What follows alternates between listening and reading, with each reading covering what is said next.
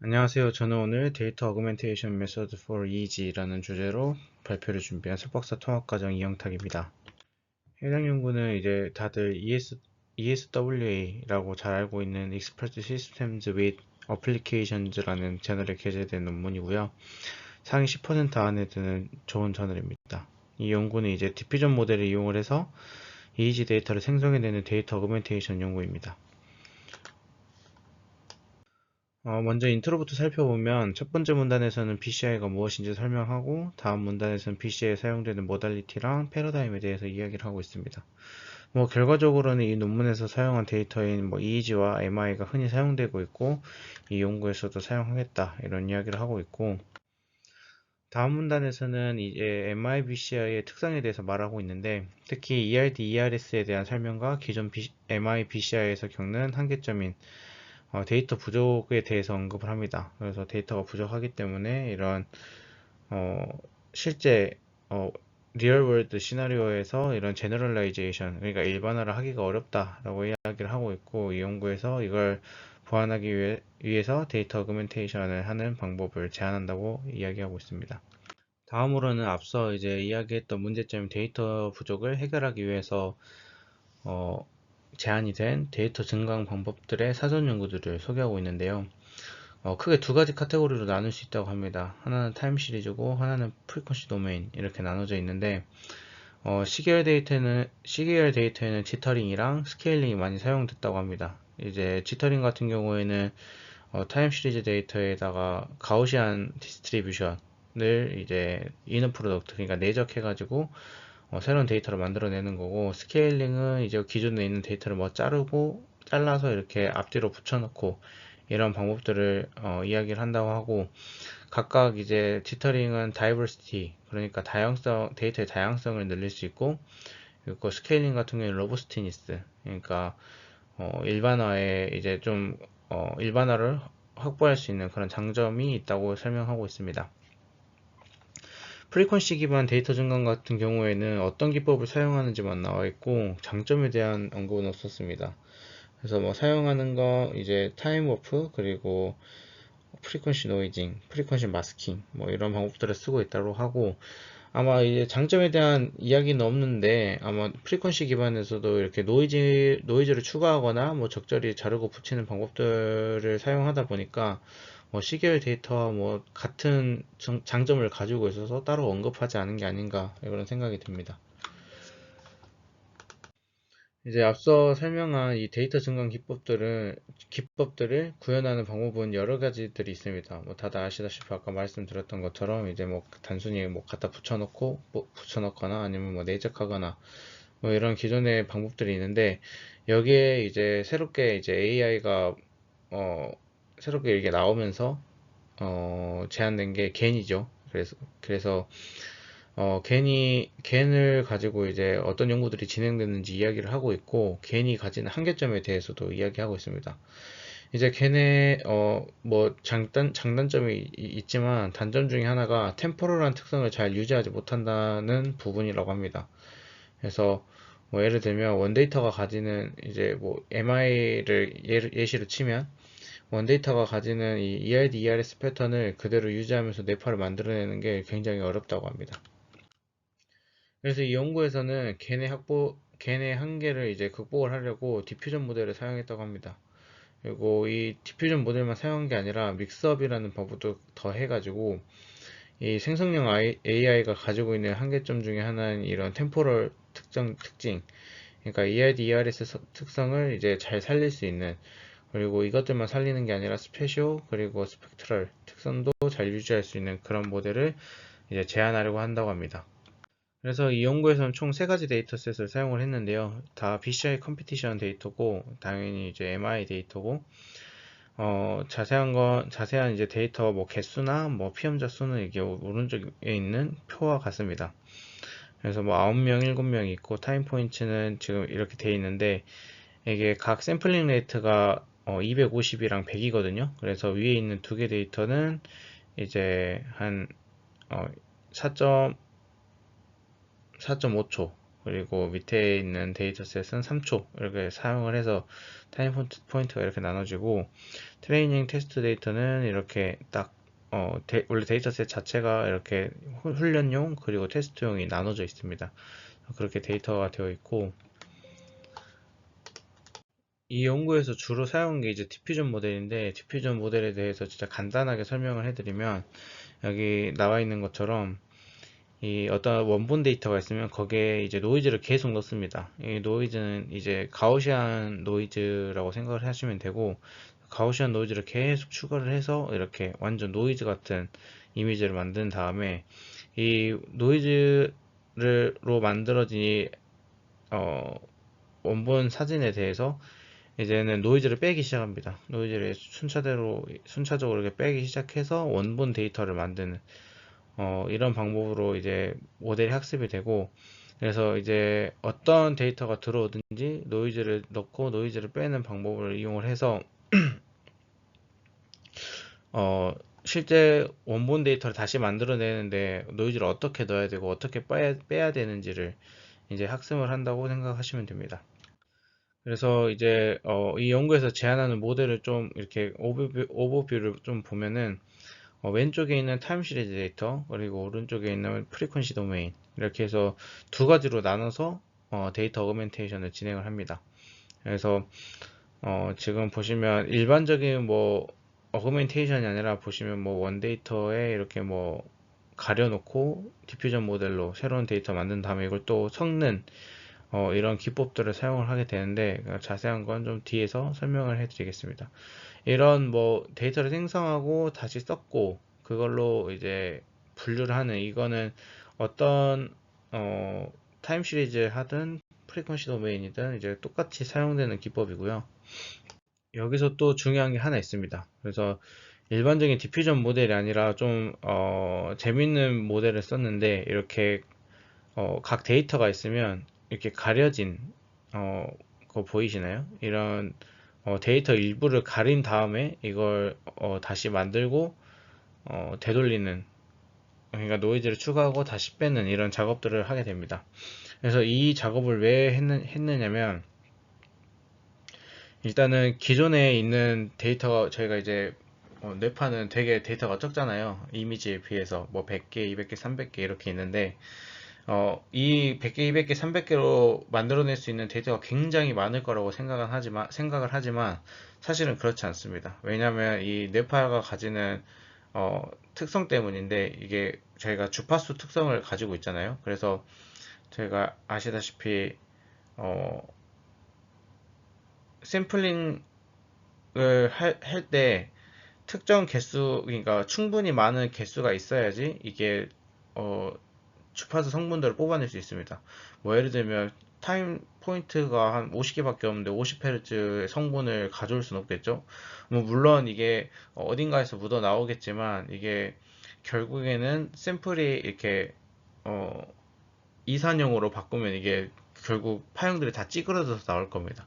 그래서 어쨌든 이 이미지 데이터라는 건 다수의 데이터가 이렇게 뭉뚱그려져 있는 어떤 함께 모여 있는 게 사실 중요한데, 그렇게 생각을 하면 이 300개의 데이터를 가지고 이 뭉텅이들을 어떻게 잘 썼고, 아니면 이런 제너레이티브 모델이 이렇게 만드는데 그렇게 경우의 수가 많지가 않습니다. 그래서 결국에는 이게 모델을 아무리 데이터를 많이 만들어내더라도 결국 중복되는 성질들이 나올 수밖에 없고, 그러면 이제 모델이 일반화가 되기보다는 오히려 이제 오버피팅이 되기 시작하는 거죠. 그래서 이 데이터의 자체가 이제 어떻게 보면 많이 만들면 만들수록 고인다고 해야 되나? 그래서 고이는 이런 문제들이 생기는데, 이렇게 중간중간을 가려서 하면 이 중간중간 부분이 어떤 건지 이제 모르는, 모델은 모르잖아요. 이게 미지의 그런 거기 때문에 이게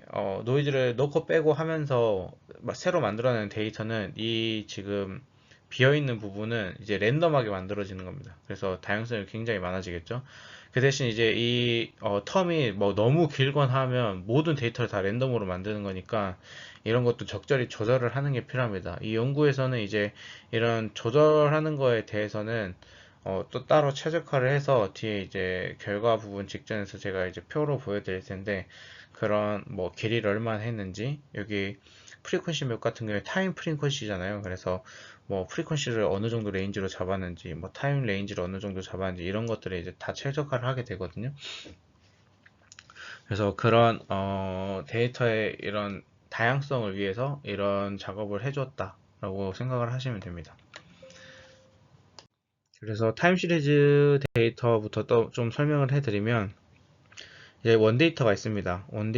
원데이터에 이렇게 네모난 마스크를 이렇게 씌워줍니다. 이 마스크가 씌워지면 이제 이 안에 데이터가 뭐가 들어있는지 모르는 거예요. 다 0값이 되는 겁니다. 그래서 이 0값을 만든 다음에 이 DDPM이라고 하는 이 디퓨전 모델로 이런 노이즈처럼 다 만들어 버리게 됩니다. 이 노이즈처럼 만들어 버리는 이 DDPM의 구조는 오른쪽에 있는 것 같이 생겼는데, 이거 이제 사전 연구에서 이 EID랑 ERS의 패턴을, 그러니까 C계열에서의 이런 템포럴 피처들을 잘 유지할 수 있는 어, 모델이 있다고 합니다. 이거 이제 사전 연구에서 이미 증명이 된 부분이라서 이런 방법이 있다라고 생각하시면 되고, 그래서 결론적으로는 이게 EID, ERS의 패턴도 살리면서 이런 마스킹을 통해서 이제 새로운 이제 다양성, 다이버시티가 높은 그런 데이터를 만들어내는 거죠. 그래서 이런 모델 기반의 디퓨전 모델을 사용을 했고, 그래서 이렇게 가우시안 노이즈를 쫙 만든 다음에 이거에서 또 노이즈를 빼기 시작해서 이렇게 원 데이터와 비슷한 이제 EEG 데이터를 만들어내는 거죠. 그래서 이게 EEG 데이터를 만들어냈을 때 이 원 데이터랑 완전히 똑같지는 않습니다. 원래 이제 저런 마스킹이 없었으면 원 데이터랑 완전 비슷하게 나왔겠죠.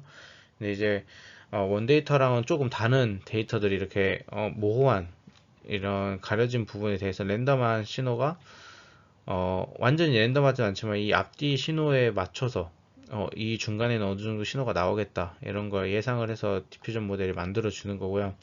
그래서 이 두 가지의 데이터를 이렇게 썸업을 합니다. 믹스업을 합니다. 그래서 믹스업을 해서 이런 새로운 데이터를 만들어내는데, 이 믹스업 하는 방법도 이렇게 있는데, 보시면 이 X 위에 있는 XI가 이 원 데이터입니다. 그리고 여기 X 프라임이 이제 새로 만들어진 데이터예요.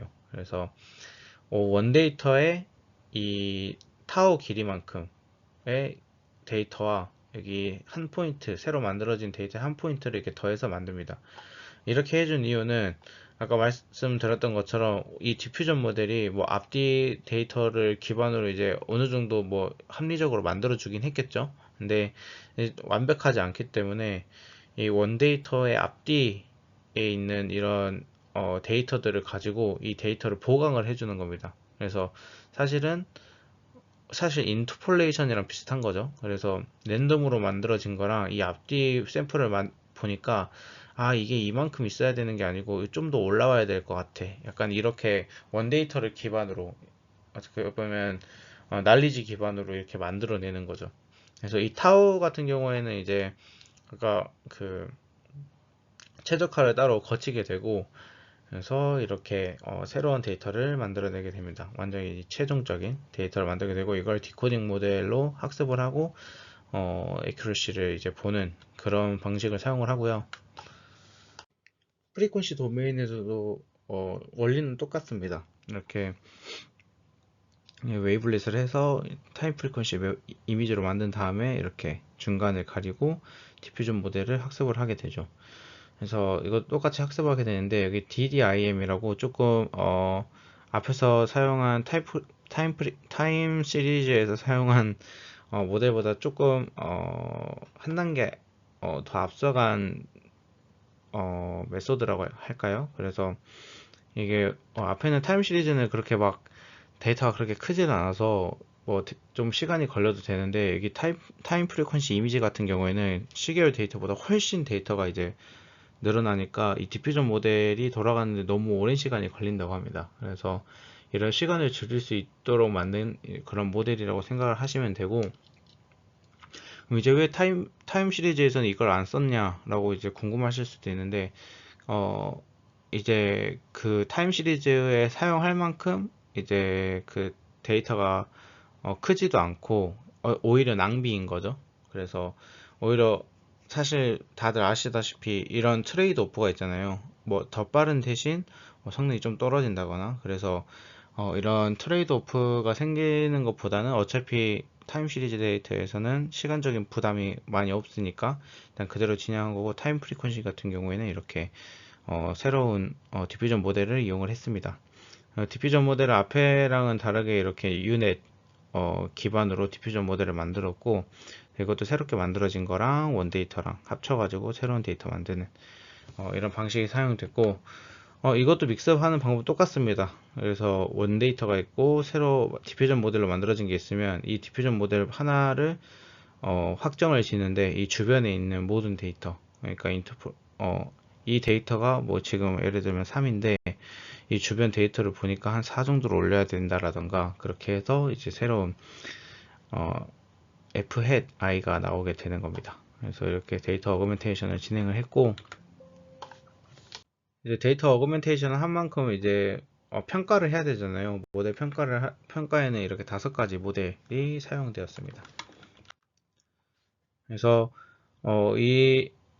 앞서 그 주변에 뭐 어느 정도의 데이터들을 뭐 참고를 할지, 아까 막 타오랑 보셨잖아요. 그런 거랑 이제 마스크 가리는 걸 얼마나 가릴지에 대한 파라미터들이 여기에 있고, 그래서 지금 이 3가지 모델에 대해서 이렇게 각각 숫자들을 사용을 했다고 합니다.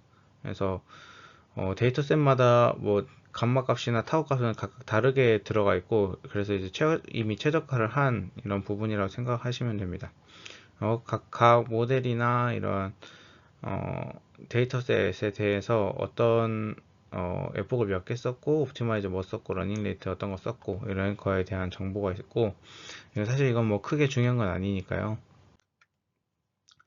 그래서 결과입니다. 이거는 이제 분류 정확도를 나타낸 거고, 이제 여기 메소드에 있는 첫 번째는 전부 다 모델의 이름입니다. 클래시피케이션 모델의 이름이고, 여기 두 번째 있는 건 넌, 스케일링, 지터링, 프리퀀시, 그리고 DSAM 이렇게 있는데, DSAM이 이 연구에서 제안을 하는 거고, 나머지는 이제 인트로에서 설명해 드렸던 기존에 사용하고 있던 그런 메소드들입니다. 그래서 이런 메소드들이랑 비교를 하게 되었고, 결과적으로 이제 평균 분류 정확도가 나오게 되고, 아무것도 안 했을 때 대비 몇 프로 올랐는지 이렇게 어, 제시를 해 두었습니다.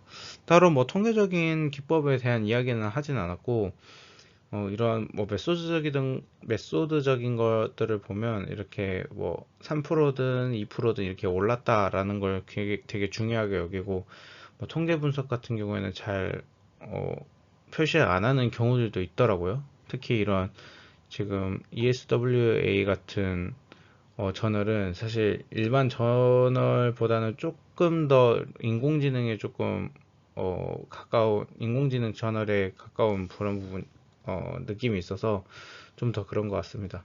그래서 이렇게 성능이 좀 올라가는 걸 확인할 수 있고, 사실 데이터셋을 3개나 써서 이런 똑같은 표가 3개나 있는데 어쨌든 경향은 다 비슷합니다. 여기서 제안한 DSAM이 가장 좋은 성능을 보이는 경향이 있습니다. 이렇게 뭐 예외도 한 번씩 있긴 하지만, 그 다음에 뭐 클래시피케이션 애큐러시 말고도 카파 밸류도 똑같이 봤는데, 카파 밸류도 뭐 조금씩 올랐다 정도로 생각해 주시면 됩니다.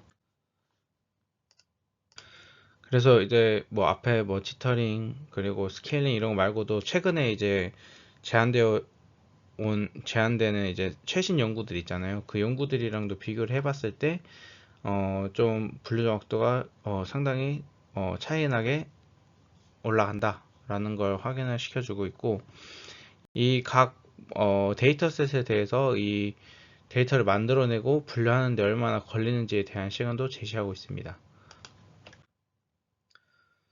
앞에는 뭐 결과는 막 그렇게 뭐 엄청 중요하진 않으니까요. 그래서 이 메소드를 가지고 만든 데이터를 확인을 해보면 이렇게 나온다고 합니다. 오리지널 데이터랑 어그멘테이션 데이터 이렇게 비교를 하는 게 나와 있고, 조금 의문이 들 수도 있는데, 그 이렇게 중간중간 이렇게 막 그 마스크를 씌워가지고 새로 만들어진 데이터잖아요. 그래서 너무 차이가 없는 게 아닌가 라는 생각을 할 수 있는데, 지금 보시면 이렇게 좀 원래는 웨이브처럼 보여야 되는 게 뭐 일자로 되고 뭐 이런 부분들이 조금씩 있고, 또 완전히 다를 수는 없잖아요. 왜냐하면 새로 만들어진 거랑 이 디퓨전 모델로 만들어진 거랑 원데이터를 이렇게 합쳐가지고 아까 막 스케일링을 조금씩 해준다고 했잖아요.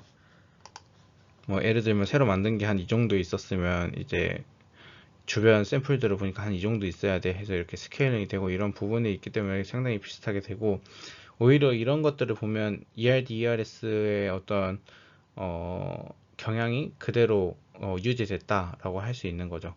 원래는 이제 뭐 보통 모델 같은 경우는 그냥 어차피 이게 다 오실레이션이다 보니까 그런 게 잘 유지가 안 되는데, 이렇게 유지가 잘 됐다라고 생각을 해주시면 될 것 같고, 타임 프리퀀시의 맵에 대해서도 똑같습니다. 비슷한 경향을 보이는데 이렇게 조금 달라진 부분들이 보이고, 하지만 이런 어떤 특정 프리퀀시나 이런 타이밍에 대해서는 거의 비슷한 것을 확인할 수 있습니다.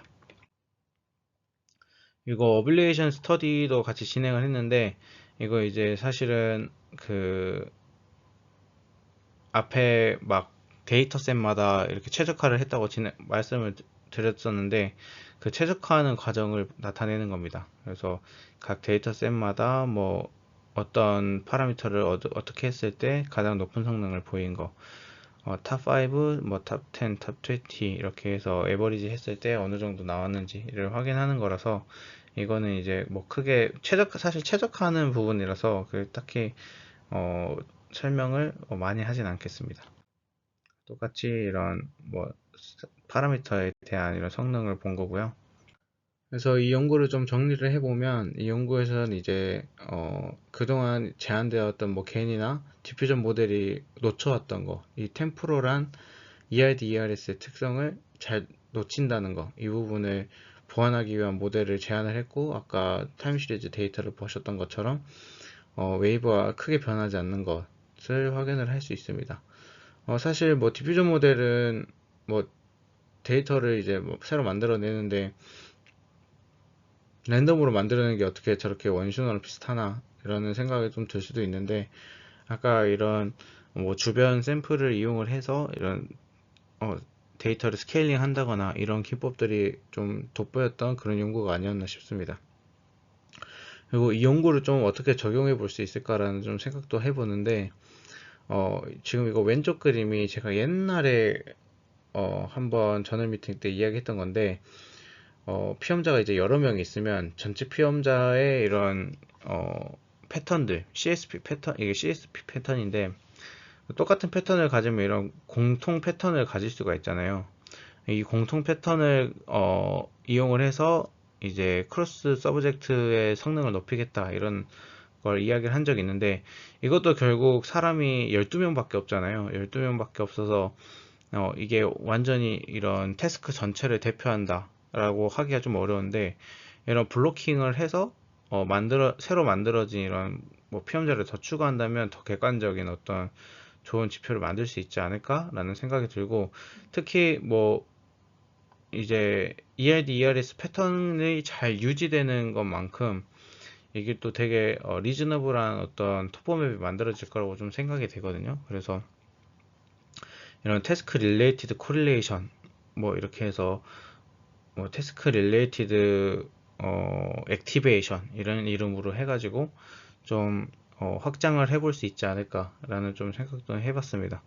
특히 또 제가 지금 하고 있는 연구가 촉각을 하고 있는데, 그냥 뭐 이미 가지고 있는 촉각 샘플에 대해서 분류를 하면 거의 100% 가깝게 됩니다. 거의 가깝게 100% 가깝게 되는데, 중요한 건 뭐 전체 샘플에서 한 샘플 디펜던트하게, 샘플 인디펜던트하게 이제 샘플 자체로 크로스 밸리데이션 하면 되게 성능이 낮은 지금 상황인데, 그게 결국에는 어떤 공통적인 특징을 찾아내야 되는 거라서, 이런 마스킹을 이용을 해서 어떤 비어있는 공간을 만들어내고, 그 비어있는 공간을 이제 채워 넣는 모델을 만들 때 뭐 예를 들면 같은 거칠기를 느끼게 하는 어떤 요소가 이 안에 들어갈 수 있도록 그리고 그 요소가 뭔지 우리가 해석을 해낼 수 있다면 이 되게 좋은 모델을 만들 수 있지 않을까